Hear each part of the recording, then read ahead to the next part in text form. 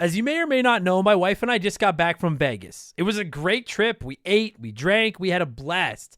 But then we got home and looked at the credit card, and I gotta say, it doesn't matter how much fun you're having, $25 for a drink is a ripoff. Frickin' Vegas. I hate getting ripped off, and so do the lads over at Harry's. They spent years watching the razor blade companies rip people off and said, no more.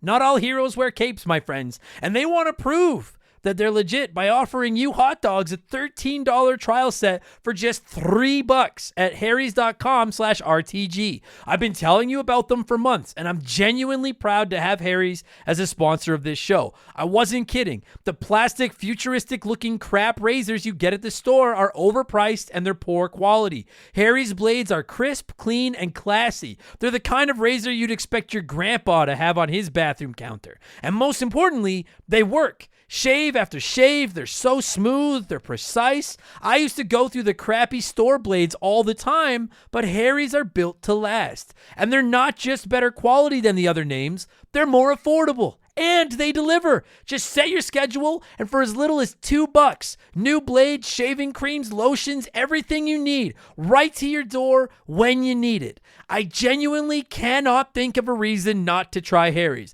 And I'm not just saying this because they're sponsors. They're the best shaving supplies I've ever used. Try them out, and if you're not happy, your shave's on them. And unlike the other subscriptions, they're really easy to cancel if you want to too, which is a nice bonus, but believe me, you're not going to want to cancel. Getting ripped off isn't funny. Switch to Harry's. Get started with a $13 trial set for just $3 at harrys.com/RTG. That's harrys.com/RTG for a $3 trial set.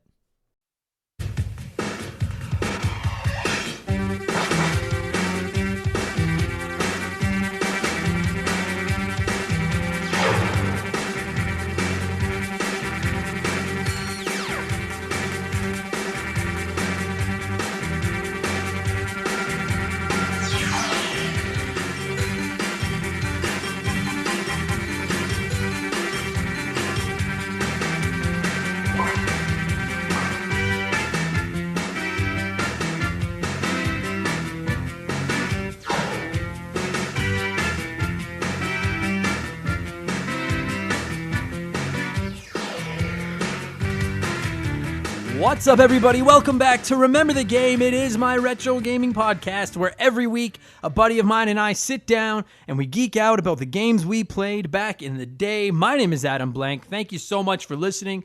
This week it is episode 107, and it's a very special edition of Remember the Game. We are talking about the Canadian retro gaming institution that was Video and Arcade Top 10, the iconic television show from back in the day on YTV, and to help me talk about it is the man himself, the longtime host of VNA Top 10, Nicholas freaking Picholas. I'm so excited to have this guy on the show this week. If you don't know, Video and Arcade Top 10 ran in Canada from 1991 to 2006. It was on YTV, which was like Nickelodeon here in Canada. Or like from Nickelodeon from the US here in Canada, I believe. It's like a youth television channel. And it was like a game show, half-hour long gaming commercial is basically all VNA Top 10 was. Every week or every episode, they'd have 4 kids come on the show. They would play a video game, usually like a new release, and they'd have so much time to get like a high score, collect the most stars, coins, whatever the challenge was for that particular game. And the kid that did the best won a copy of the game, and then they got to pick a prize off a wall by drawing ping pong balls out of a thing. It was a game show. It was like a kid's game show. And they would cover 2 games per episode. And while the kids were competing and playing the games, the hosts would talk about the game themselves, other games that are coming out, new music, movies, stuff like that. This was like our video game news site, like internet, like website, like IGN or GameSpot or anything back in the 90s. And I know a ton of Canadian kids grew up watching this show religiously, just like I did. I said it before, but VNA Top 10 is legitimately a very big part of the reason that this podcast even exists. It's why we introduced It's Letter Time segment, and I've wanted to do an episode about it for quite a while. So I tracked down Nicholas Picholas on Twitter. His Twitter handle is @NickInBuffalo. I'll put it in the description of the episode as well. Throw him a follow. Let him know you heard him on the show. Let him know how much we appreciate him because he's awesome. And I asked if he would be willing to come on, Remember the Game, and talk about the run of Video and Arcade Top 10. And he said yes right away. He was super awesome, just a really nice, solid guy. We had a great conversation. If you want to know where the nickname Nicholas Picholas came from, if you want to know the origin of the Letter Time song, how long the kids got to play the games, and all that kind of stuff, don't go anywhere. We're going to cover it all in our conversation coming up right away. Normally on the show, if this is your first episode, I cover the gaming news and what I'm playing and stuff like that before we get to the meat of the podcast, talking about a game or whatever. But I think most of you are here to listen to Nicholas talk about Video and Arcade Top 10, so we're going to skip all that for this episode. You guys don't want to hear me ramble. If this is your first episode, I implore you to check out our library of back episodes, though. We have over 100 games covered from the NES right through to the PS3, Xbox 360 era. There's a lot more profanity in those episodes, but there's something in there for everybody. And a bunch of you have brought up that you remember the show, that you loved the show. I have a few comments from our Patreons. You can submit comments, listen to extra episodes and more for $2 a month at patreon.com/rememberthegame. I snuck in the plug. There it is. And I want to get to a couple of those comments really quickly before I start. Let you guys listen to the chat between me and Mr. Picholas. Curtis White wrote in and said, I never got to see this show. Are there videos online anywhere? There are some on YouTube. I don't know if they're going to get taken down or not from a copyright flag or what have you, but they're there. And it's also airing on Game TV now. So if you get that channel, keep an eye out for it. That shows up on there. If you never saw it, I urge you to check out an episode or two once you're done listening to the podcast. It really is like reading like old episodes of GamePro and stuff. It's just nostalgia overload. I fucking love it. So definitely check it out. Duhao wrote in on Patreon and he said, all I remember is how freaking fast they talked. And you're right. Nicholas actually addresses that on the podcast in our chat. So I'm going to reserve my comments for that, but I will agree with you. You're right. They absolutely did talk very fast at times. And we can't talk Video and Arcade Top 10 without the tribute segment to it here on the show. So it's letter time. It's letter time. This comment comes in from Andrew Halipchuk, and it reads, the one thing I remember most was watching the winner of each game tossing on a blindfold, digging around for a red ball to get their choice off the prize wall, and inevitably pulling a less than desirable prize. I can say with about 95% confidence that I never saw a kid pull out the elusive red ball. I totally agree, Andrew. Fuck, I totally agree. Like I mentioned off the top, the kid that won the gaming competition in every episode got to pull a ball out of like a bin, like a garbage can, and they would win a prize that matched whatever number was on the ball. They'd all have numbers on them, and there was like this big wall of prizes. I think that's what it was called, was the wall of prizes, if I'm not mistaken. But they'd always make sure to show that they were putting a red ping pong ball in as well. And if you got it, any prize you wanted on the wall was yours. They would drop that red ball in, and then they would mix them around, and then the kid would reach in and pull out a ball. And I watched this show religiously, and every time they reached into that bin, I wanted to see that red one pulled out so fucking bad. And I don't think it ever happened. I totally agree. I can't remember ever seeing someone pull that damn ball. Drove me insane. But they proved it. They dropped it in. It was fucking in there. I love that so many of you are passionate about Video and Arcade Top 10. I was absolutely obsessed with this show as a kid. And I got to be honest with you guys. Talking to Nicholas Picholas was a fucking trip for me. It was a really big deal. It was a pleasure because he was just a great guy. Part of the reason I do the show, part of the reason I'm a comedian now, is because of that show and how badly I wanted to do something like that with my life when I got older. So I hope you enjoy this peek behind the Video and Arcade Top 10 scenes. I'm going to cue that iconic kick-ass music, and we are going to talk Video and Arcade Top 10 with Nicholas Picholas. You guys enjoy the episode. Here we go.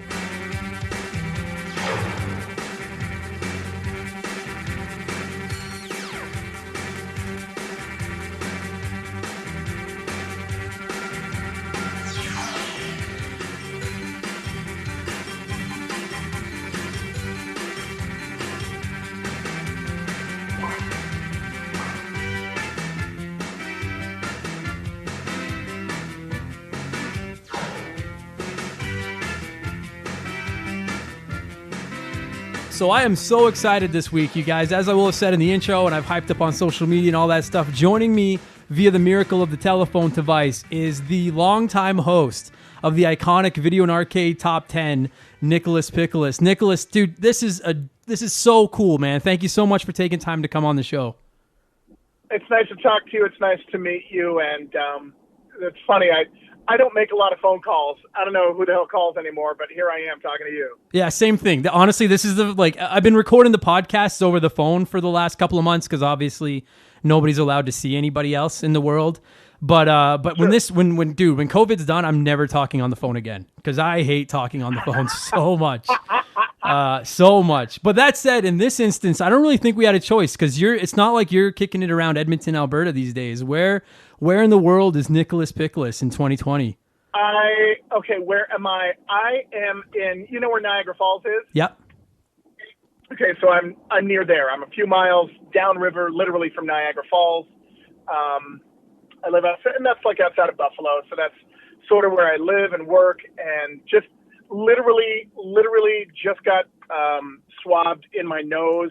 I swear to God, they hit my brain. I went to go get a COVID test, and that's a hell of an experience. Highly recommend it. Lots of fun. Yeah. Did it hurt? Like I've been dreading doing it because I don't like putting anything in my nose. This is my third or fourth test, and it's just really uncomfortable. Ugh. Like all good things in life, it's a little uncomfortable at first. Isn't that dude? There's so many like blood work, going to the dentist, anything that is going to be uncomfortable. I put it off as long as humanly possible because I'm just a wimp who doesn't want to sit through it. So, so before we get into video and arcade, which is like, oh man, you're on the radio these days, correct? Yeah, I was actually my whole time on Video and Arcade Top 10. I also worked on the radio. And I've been doing like a morning show, like a top 40 morning show in Buffalo since the 90s. So I worked a little bit in Hamilton and a little bit in Toronto. That's where I got started.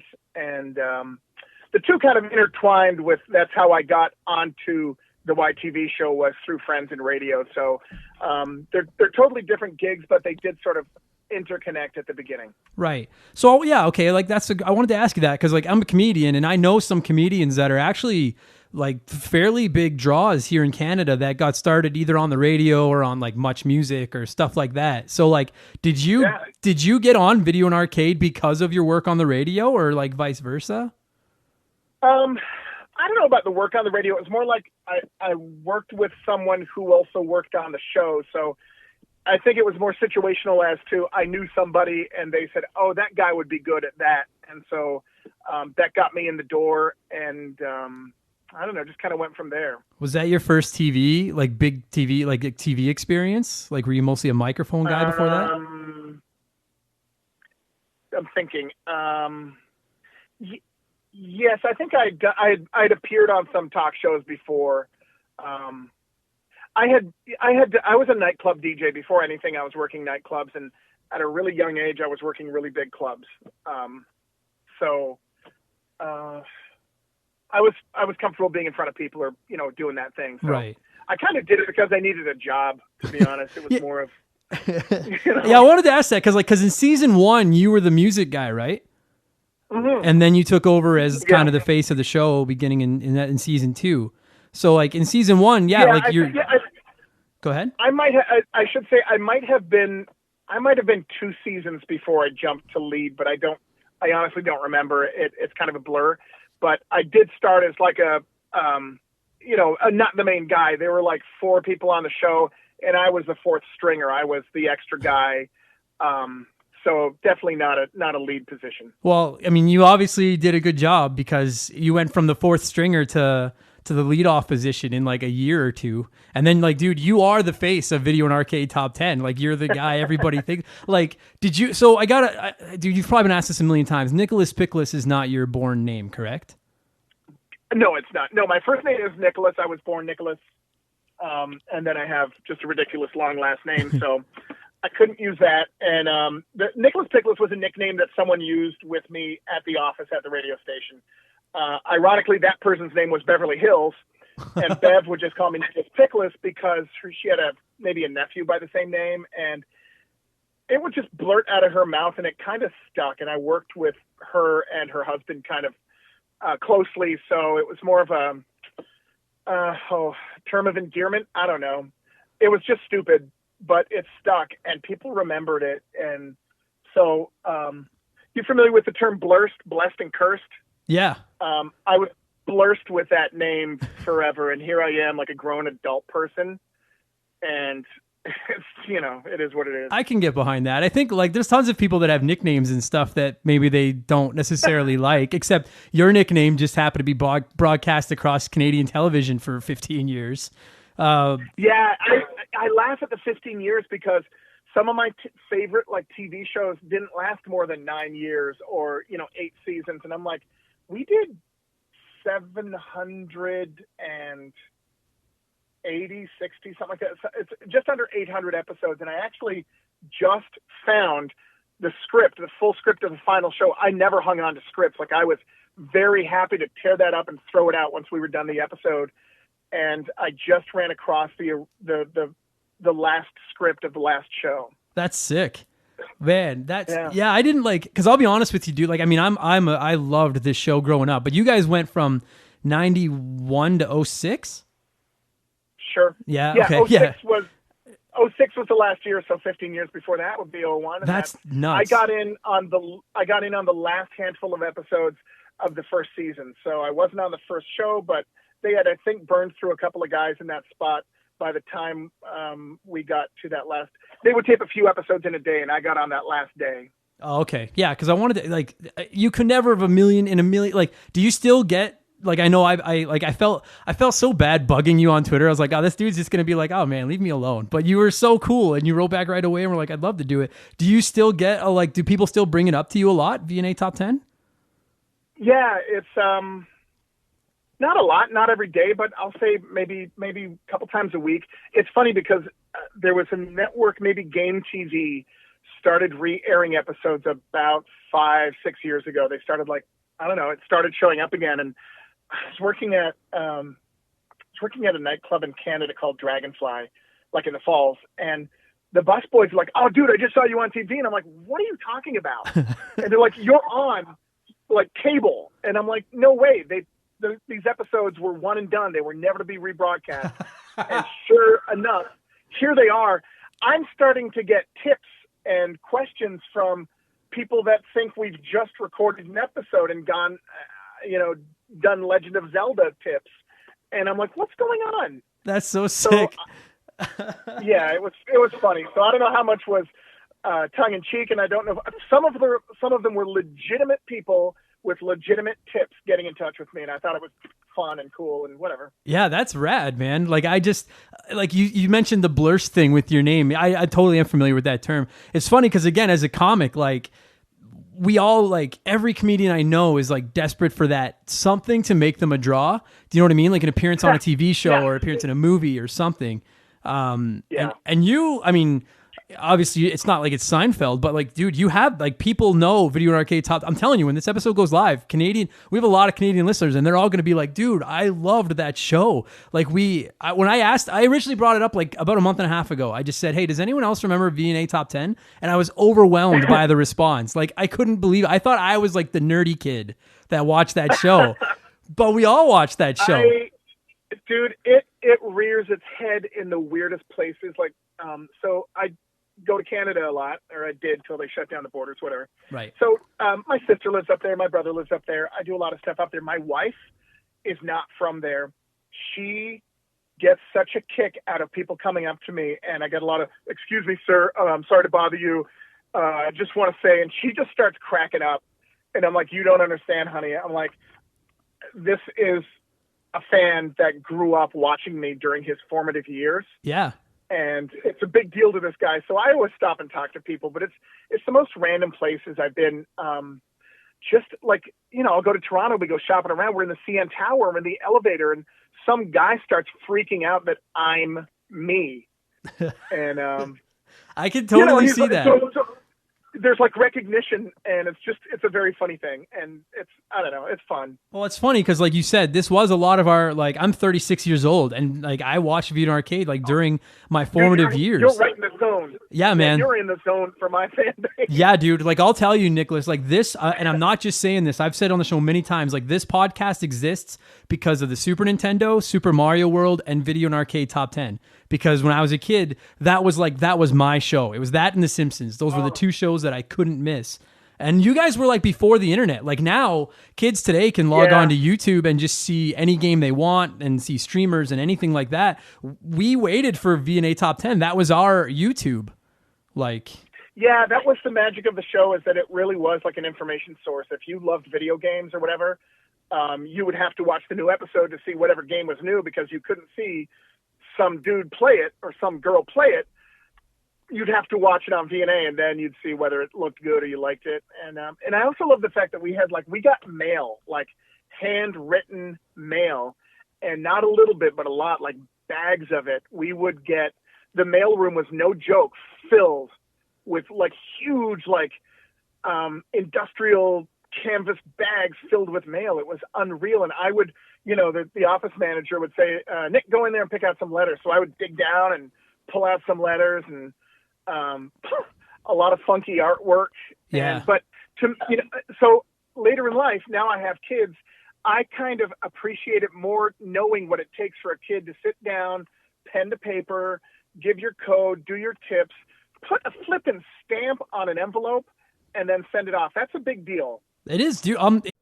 This show is sponsored by BetterHelp. Everyone that listens to this podcast knows about our illustrious CEO, my dog Molly. But the other silent partner behind the scenes is my wife. And let me tell you, my friends, a 17-year relationship with another person that has to talk to and live with you is a lot harder to maintain than one with a dog. We've had our ups and downs, and as you all know, a relationship isn't all sunshine and rainbows. They can be a lot of work. You get out what you put in when it comes to relationships, and talking to a therapist can be a fantastic way to put in some work. They can help you work through your issues, learn to communicate better, and even just provide you with an ear to bend when you need it. I've talked to my therapist about my relationships, especially when it came to my stand-up comedy career and how much I was away from home, and they helped me work on ways to keep my relationship strong even when I was out on the road.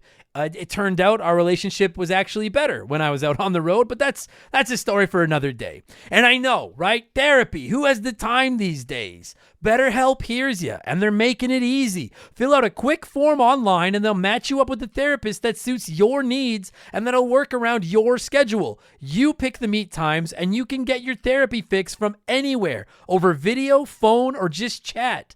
Become your own soulmate, whether you're looking for one or not. Visit BetterHelp.com/rememberthegame today to get 10% off your first month. That's BetterHelp, HELP.com/rememberthegame.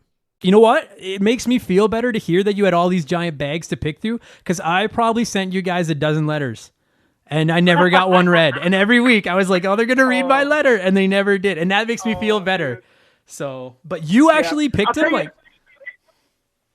generally I would, yeah. If unless I missed, we would do a read through date on the Thursday before we taped. And if I couldn't make it for some reason, sometimes I had to do it by phone just for scheduling. But when I was in the office, it was a social hour. That's the time we would get together as a crew. And when I say crew, like the cast of the show and the producer, and just kind of have fun. On taping date, it was really nitty gritty, down to business. Fire off as many episodes as you can without any mistakes. Yeah, that's okay. So that's a great thing. I wanted to bring that up because, like, when we watch the show at home, it's a half-hour show, and I know this now that you throw in commercials and stuff. You guys have what, like 22, 23 minutes to play with, and you guys would mix a couple of games in. Yeah, there used to be a magic number of 22 minutes and change or something, whatever it was. Yeah. So what's funny is, there was one of the producers, not the main producer, but like a secondary producer, would kind of keep track of time, and they'd have to back time it. And sometimes if they're not paying attention or something's going long or something like that, you'd get to the end of the show and have to really either rush or stretch to fill or speed up that time to make sure that we don't go over or under, because it's got to hit exactly, the 22 minutes and change. And so I became the master of filling time with absolute nonsense or having to rush through and read a teleprompter like super fast, almost like it's a joke, like they've given this guy a fistful of cocaine and put him on screen.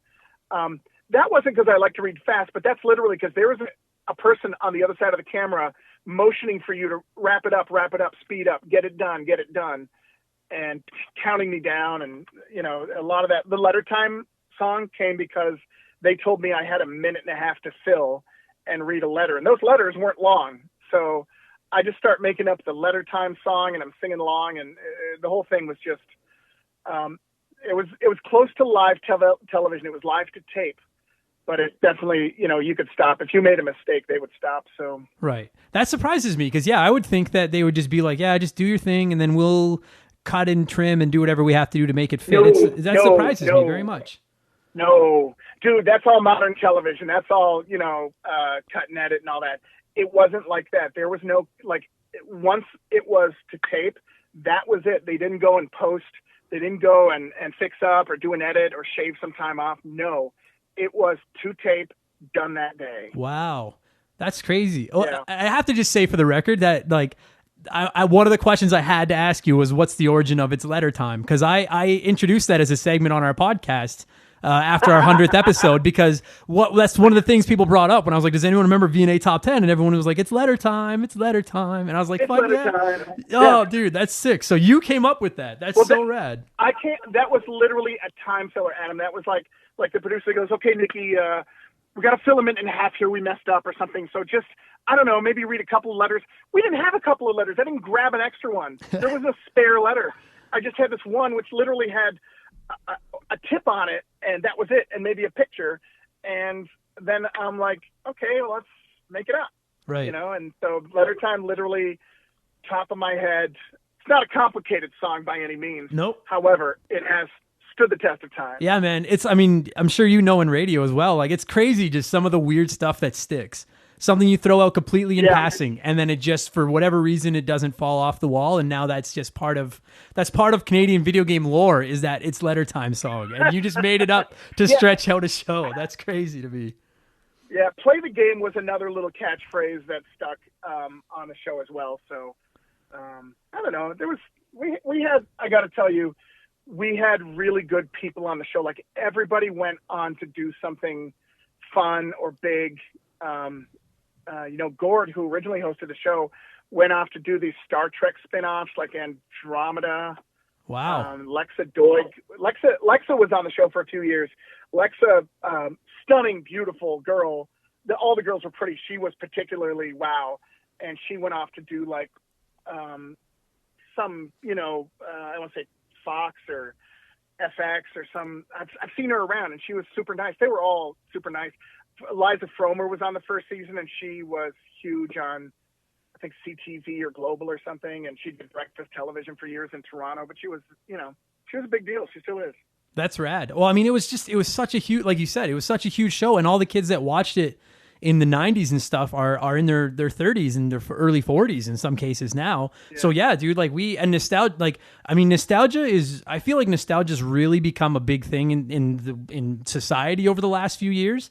But gamers have this sense of nostalgia like hardly anybody else does. Like, we are just so attached to those games that we grew up with, because a ton of gamers, they start playing when they're kids and it just never goes away. And it was a geeky hobby in the 90s. It's just, it's life now. Like, gaming is mainstream now. Dude, I'll tell you, the thing that really blew me away is we went to a couple of I went to some conventions, and we did a meetup in Toronto at a bar, which turned weird.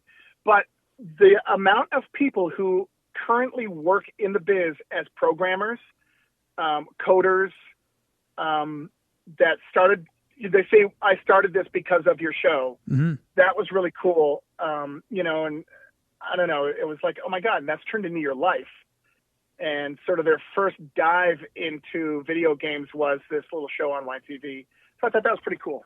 Yeah, to me, the cool thing about video and arcade was I had my friends that I would talk video games with and play with and stuff, but we didn't have message boards or the internet or any of those places to get together in these giant groups. All pre-internet. Yeah. All pre-internet, which I think is pretty cool. You have the show, when the show started, there wasn't, Matthew's internet. By the time it was done, everybody had an email, and, that was, I won't say the death nail of the show, but it became more and more difficult to do the show. The other problem we had was a lot of the games were just so violent. I remember having to tell the kids, okay, let's not pick knives as weapons, or try not to stab your opponent because there'd be blood gushing out or whatever. And I just thought that was a really strong turning point. I'm like, we are stuck on games. The only ones we can play really involve Mario Kart.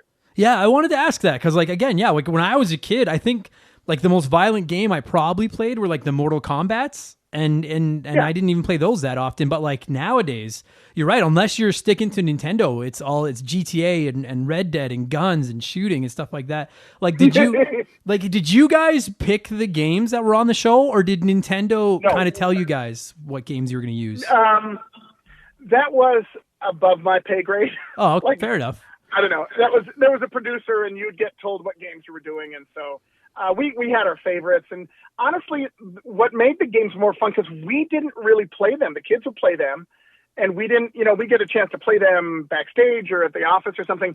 But as far as playing it on the show, I didn't get to do it. What I did get to do was talk about it. And the more interesting and wild the characters were, like the storyline, that stuff made me laugh a lot. I mean, like, I'm sorry, what's the character's name? Okay. And you'd really have to just learn, dive into this surreal world of the stories of video games, which, obviously is an art form of itself. I appreciated it, I think, more talking about it than actually playing the games. Yeah, I'd believe that. Like, now I'll ask you, like, were you / are you a gamer? Like, do you play a lot? Not hardcore, no. No? Nope. And you said... Go ahead. I play them passively and fun, but I'm not at all. I would never call myself a gamer. I can play some games and I like doing it, but I just have so many other interests that stop me from doing that. Right. Well, obviously big into music. You said you have 3 kids now? Sure. Yeah, 3. You sound like my dad now. I don't know. Yeah, I don't know. I got 3 kids, and they're all relatively young. Like my daughter was born on the last season of VNA, so she was born in 2006, which is how I remember when the show ended. Oh, okay. And I've had 2 others since then, and they're not really into games. They play some phone games, but I'm like, you kids don't even understand. You don't know what a video game is.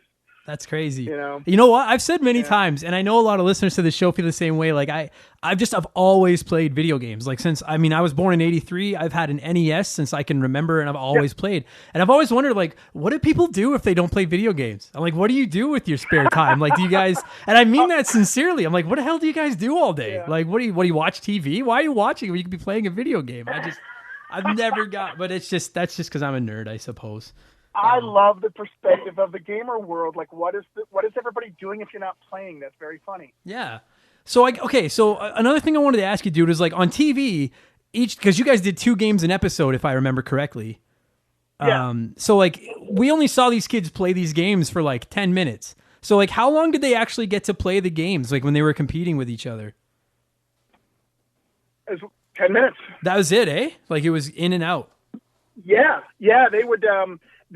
So generally they would get to, as they were waiting for the show to happen, there'd be like a backstage, we'll say a green room, where they would kind of wait and get ready, and they'd be able to play the games, and there'd be a producer there to help them kind of, so understand some of the kids had never played the game before. So you're walking into a room, you're throwing a controller, you're looking at a game which isn't released, and you don't know how to play it. So someone would already kind of know how it works, at least how to move and get through the rooms, and what the power-ups are and stuff like that.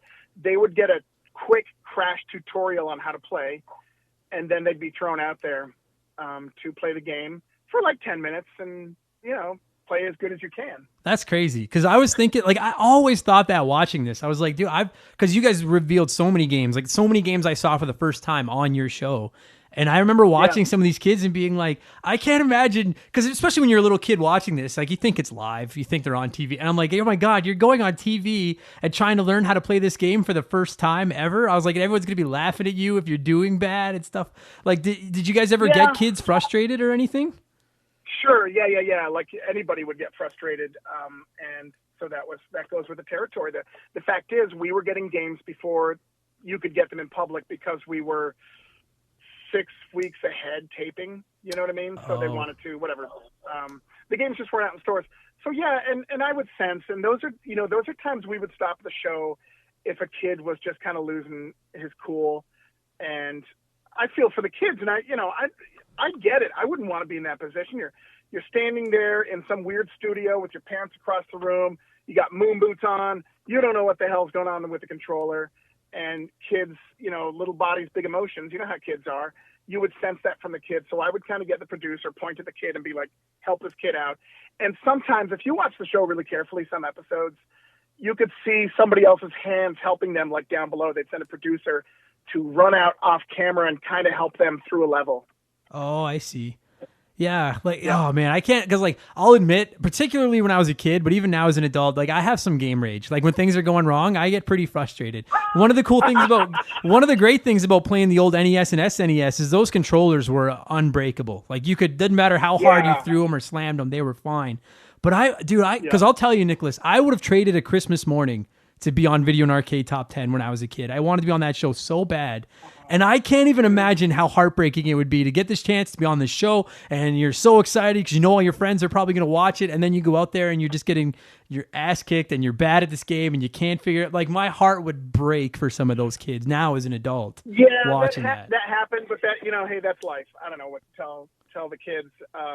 It's funny because sometimes if the kids lived near the studio, it was a good advantage because we taped at a bunch of different places over the years, but we would have a list of kids that lived nearby. So if someone else bailed out or a kid got sick, we would be able to call on some family, say, hey, get 4 friends, be at the studio in a half hour. You're going to be playing. And so over the years, you would see a few familiar faces, and I'm like, oh, it's the end of the day and these kids are here again. So there's, some of the behind the scenes stuff. Oh, that's sick. Man, that would have been so rad. Oh my God. I grew up in Calgary. I'm like, God, I wish I lived. Oh man. Now one other thing I wanted to ask you about, I was reading some interviews and stuff, over the last few days. I saw something where Nintendo, I don't know if it was you or the producer that brought it up. Nintendo would send security to be careful with some of the games. No, that was a real thing. That was me. I assume there's a lot of security involving the games where they don't want it leaked or they don't want the competition to get it or whatever. There were a few games, and I don't remember which ones in particular. I can't remember. There were games and gaming systems, like when the Cube dropped, we had the Cube before you could get it, and it was kind of Frankensteined up to be used for broadcast, so they would have to connect it to our system. Right. They would literally, there was a Nintendo rep, and I remember it was usually a lady that would come from Nintendo, and then there would be literally a security dude with an outfit, and I don't know if he had a gun, but we would be, everybody on the set. I'm like, who's that guy? Who's that lady? And they're like, that's Nintendo. They're really serious about not letting anybody take this game. That's crazy. That was funny to me. I'm like, it's a flippin' video game, but then, you realize how important it is to that company. Oh, it's nuts. Yeah. I mean, by today's standards, they send out review copies to all kinds of media influencers and companies and stuff like that. And they're very strict, non-disclosure agreements and embargoes and stuff where you can't say a word about this game until, 48 hours before it comes out or whatever. Cause it's such a competitive dog see, dog do industry. And I guess back, in the V&A days, without the internet and stuff like that, that would have been a great way for someone to get. Hold on. You have just given me inspiration. I am the original influencer.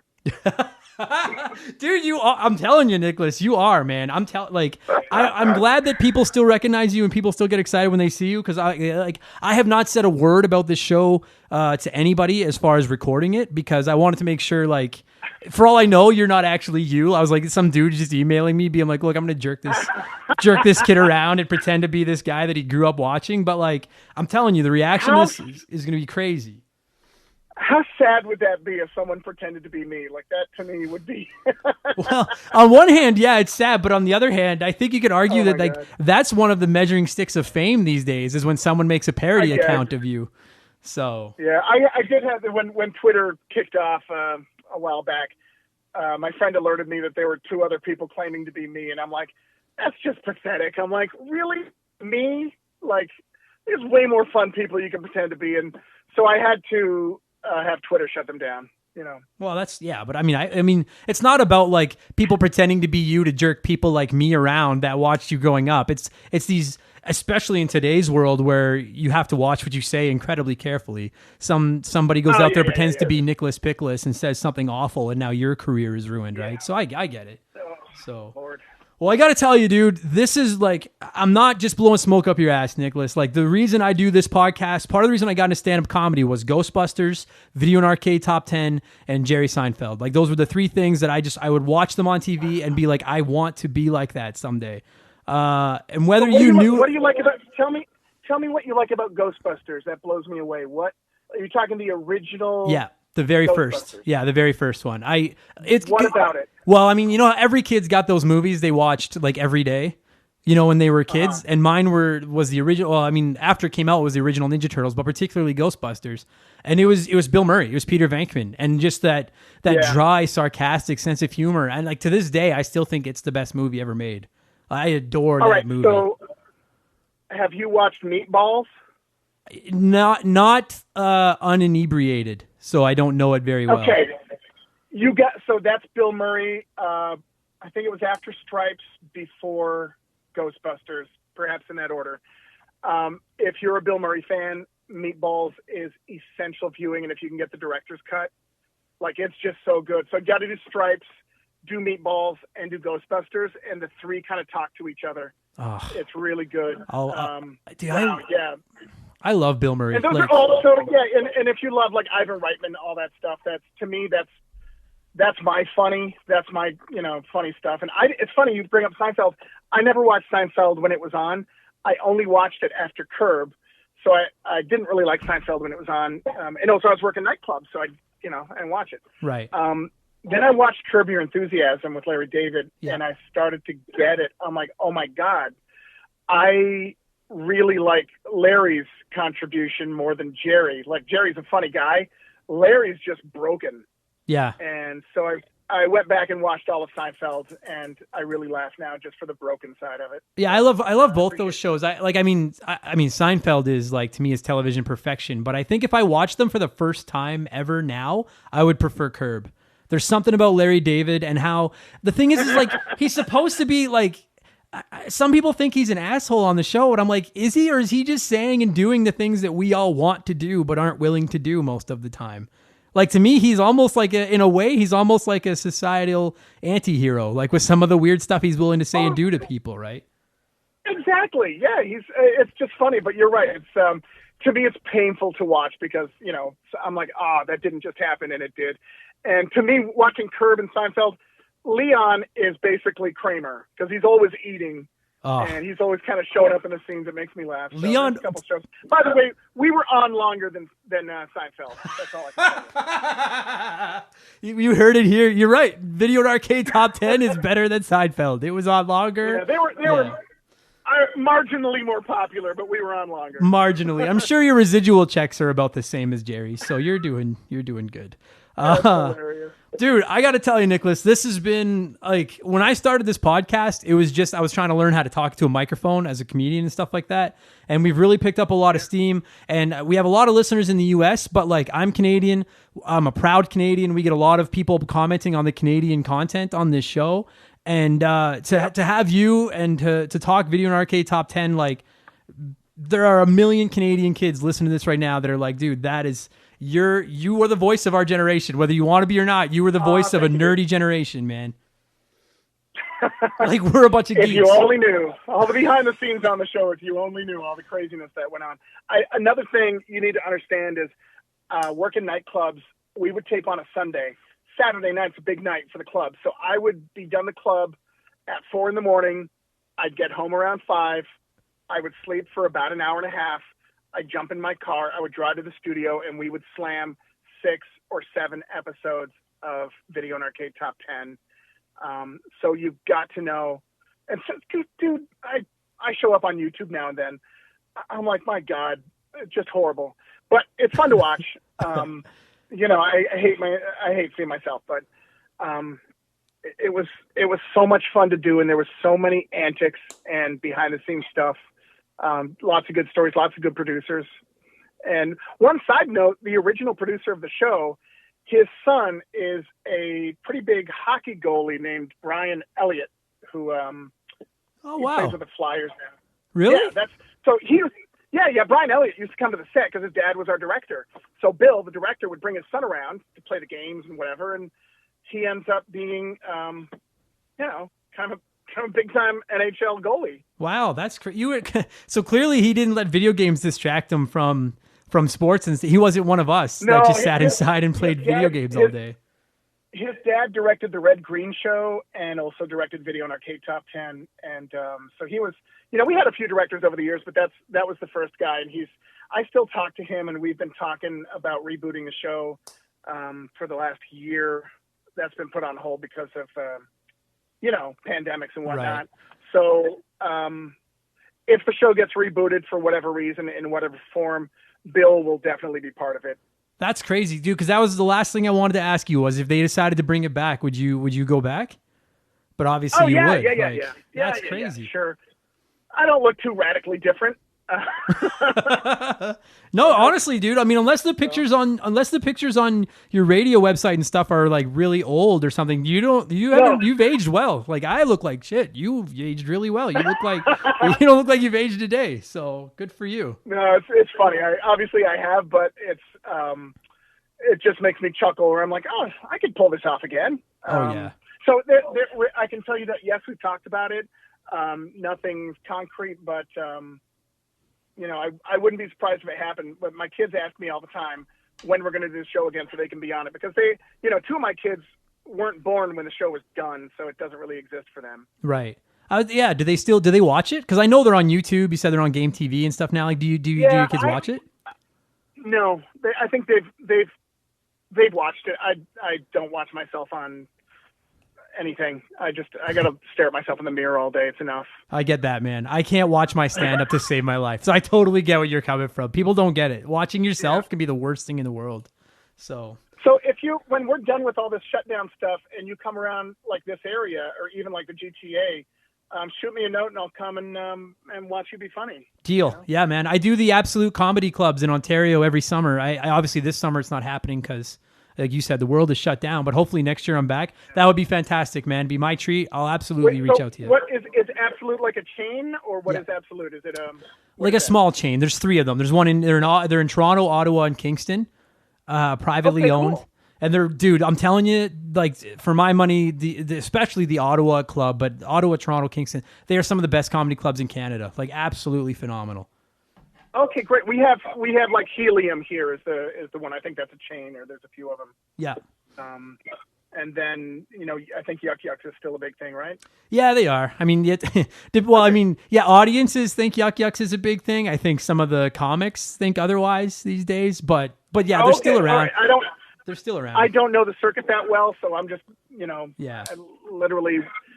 We have a night off. I see someone funny's in town. I'll go see him. So I'll keep my eyes open for you. That's killer, man. Yeah, that'd be fantastic. Thank you so much for doing this, Nicholas. A fucking absolute pleasure, man. And thank you for all the great memories on V&A Top 10. You're a Canadian hero, whether you want to be or not. Gamers in Canada absolutely adore you, buddy. Oh, dude, I appreciate that. And share if you want to share my socials. I think on a couple of them, I just go by Nick in Buffalo. So I'm pretty easy to find. And always love to hear from people that love the show, so keep in touch.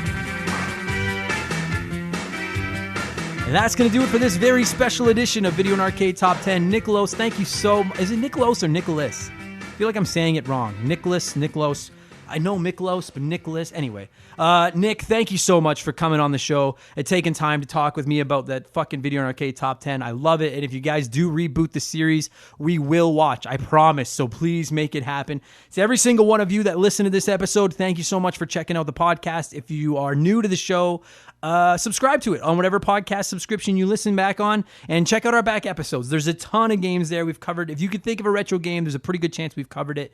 And I would really love, you're welcome here. We'd love to have you. And with all that said, I'll be back on Sunday with the next episode of Remember the Game Expansion Pass, our secondary podcast for all our Patreon supporters. I will be back on Wednesday with episode 108 of Remember the Game. And in the meantime, clean your controllers, wash your hands, be nice to each other, and all that good stuff. And thanks so much for listening, you guys. I'll talk to you later. Cheers.